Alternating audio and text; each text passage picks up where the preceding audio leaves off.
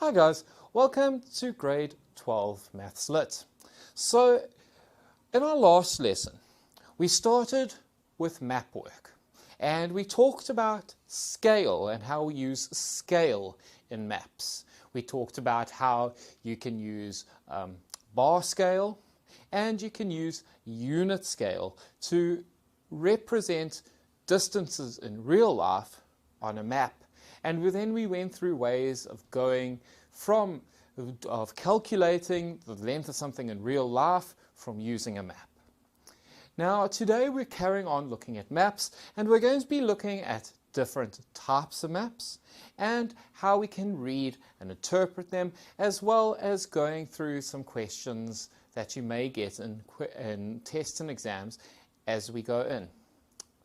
So we're going to start off by having a look at some large-scale maps, maps that show the layout of buildings and sports grounds and things like that.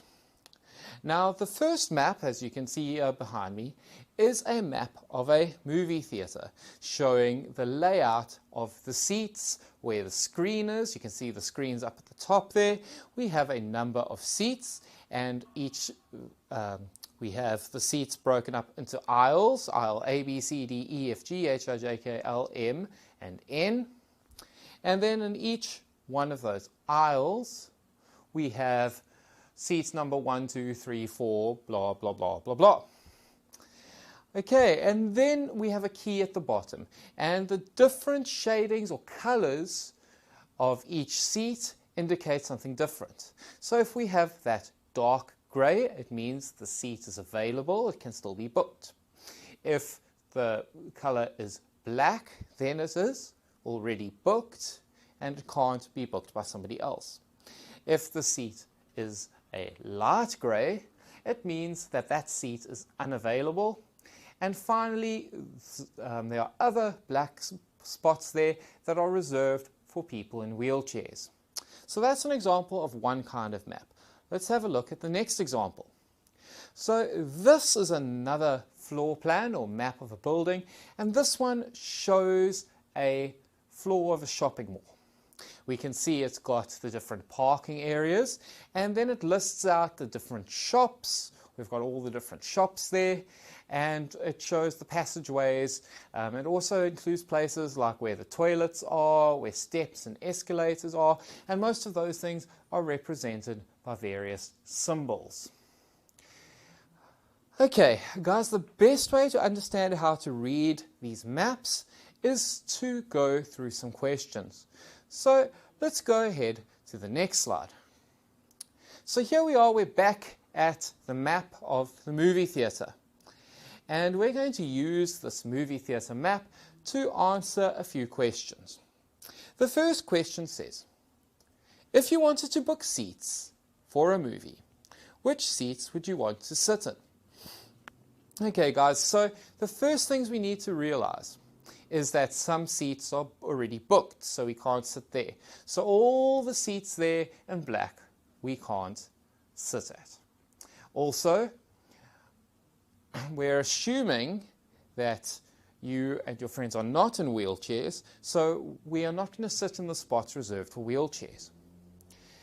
There are also a number of seats that, for unknown reasons, are unavailable, so we can't sit at them. We can only sit at the seats that are marked as available. And there are only 5 seats there that are marked as available. And those are the ones in row H, seats number 1, 2, 3, 4, and 5. So if you wanted to book seats for a movie, which seats would you want to sit in? You would want to sit in H1, H2, H3, H4, and H5. Okay, let's go on to the next question. Okay, it says, the next question, are seats N11 and N12 available?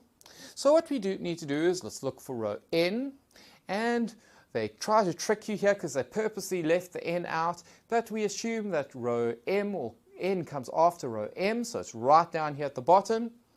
And we go across row N until we find seat number 11, and we find it there, and seat 12 we find next to it, and then that we see on the map they are marked in black, which means they have already been booked. So are these seats available?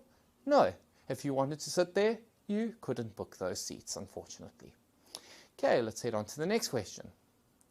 Which seats offer you and your classmates a good view of the screen, and why? Okay guys, so let's have a look. The screen is up at the top there, and you don't want to sit too close because then you have to keep looking left and right to see the whole screen. You don't want to sit too far back because then there'll be a lot of people in front of you and they'll get in the way and the screen might be too small. So you want to sit somewhere around the middle. So I would actually say that somewhere in the middle of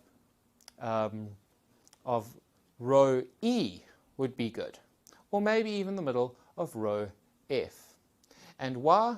Because it is in the middle of the theatre, it is not too close or too far, and it is not too far on the sides.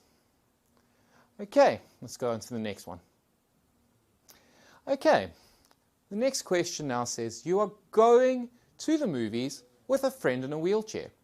Name one seat where they can sit, and the seat next to it where you can sit with them.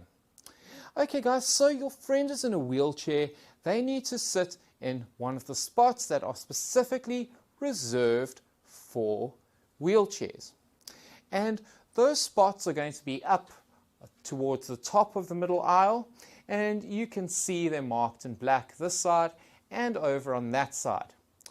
And if you are going to be sitting there, you would be sitting in either seat D1, and your friend in the wheelchair would be sitting next to seat D1, or you could sit in D11 and your friend could sit on the right hand side of D11. Okay, that answers that question. And the next question, where will you sit if you want to have a very close view of the screen? Okay, well, the closest you can get to the screen is right in the front, and that will be anywhere in row A. Okay, the next question. What fraction of row B has been booked, and what percentage is this? Okay, guys, so we look for and we find row B. We find that in row B in total there are 19 seats. I can hope you can see in B it goes from seat 1 to seat 19. And then out of those seats, seat number 8, 9 and 10 have already been booked. This means that 3 of those 19 seats have been booked. So as a fraction, that's 3 over 19. If you want to turn this into a fraction, you have to go 3 divided by 19 times by 100. And that will give you an answer of 16%.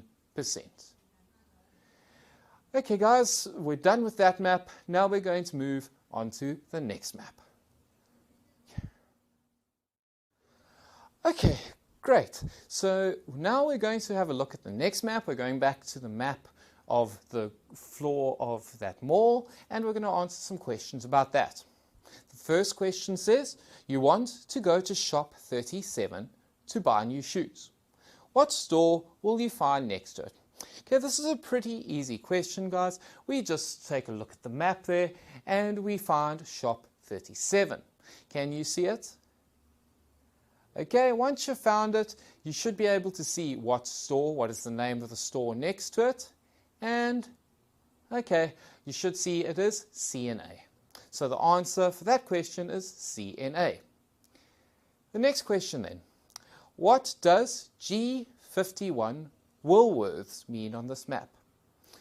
Okay guys, so there are a few things to unpack there. Some of this should be general knowledge. So when we have a G in front of a number, it usually means that G means it's on the ground floor. Okay, so what is the first thing we know? That it is on the ground floor. It is shop number 51 on the ground floor. And what shop is there? It's Woolworths. So I would find Woolworths on ground floor, shop number 51. Okay, next question. Do you think this shopping centre has more than one floor? Explain your answers. Okay, so guys, you've got to use your brain a bit here. So we know that it refers to some of the shops as G51, like Woolworths. In other words, ground floor number 51.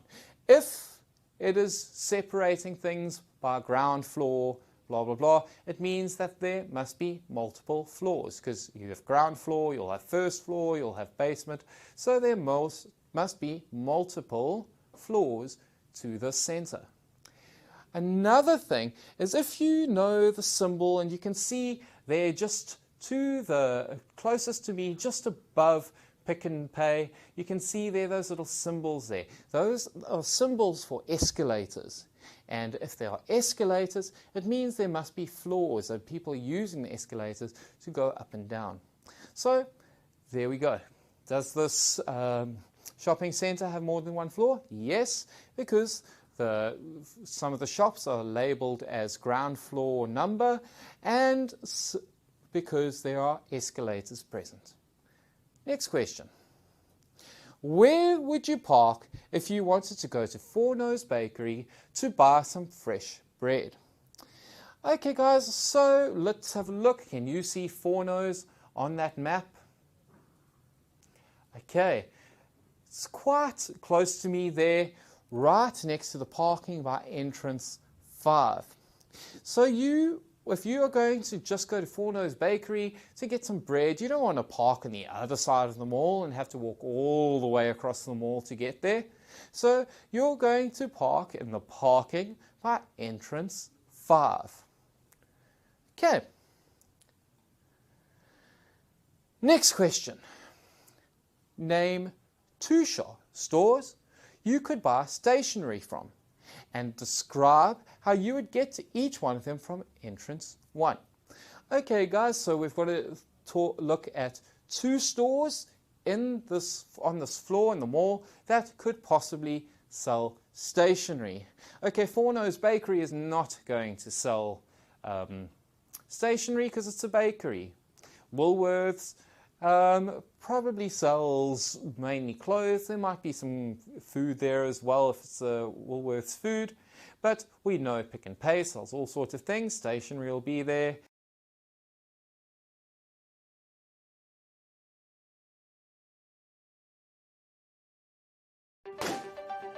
We need to learn to live with the COVID virus, you know, the new normal, at least for the next few months. And we have just what you need to make sure you never miss a single school lesson. And it's absolutely free, mahala! High quality, powerful, animated lessons for all your subjects. So don't spend a cent until you have tried iWhiz. It's everything you need. All video lessons, textbooks, workbooks, exam prep. We want you to ace 2021.